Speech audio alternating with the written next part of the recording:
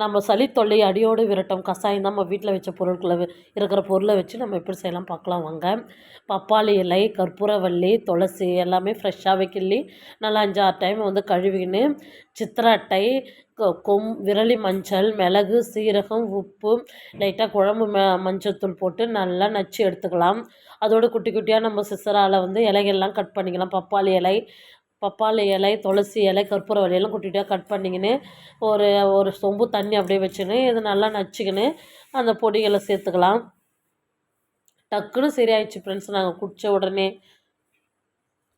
போட்டு நல்லா ஒரு டம்ளர் தண்ணி வந்து 1/2 டம்ளர் தண்ணி ஆறு வரையும் நல்லா கொதித்து அந்த கஷாயத்தோட சாறு இறங்குற வரையிலும் கொதித்து வடிகட்டி குடிக்கணும். குடித்தேன் நானும். சூப்பராக இருந்துச்சு ஃப்ரெண்ட்ஸ். நீங்களும் உங்கள் வீட்டில் இந்த கிளைமேட்டுக்கு ஏற்ற மாதிரி ஒரு கஷாயம் போட்டுக்கிறேன். வீட்டில் ட்ரை பண்ணிட்டு எனக்கு கமெண்ட் பண்ணுங்கள் ஃப்ரெண்ட்ஸ்.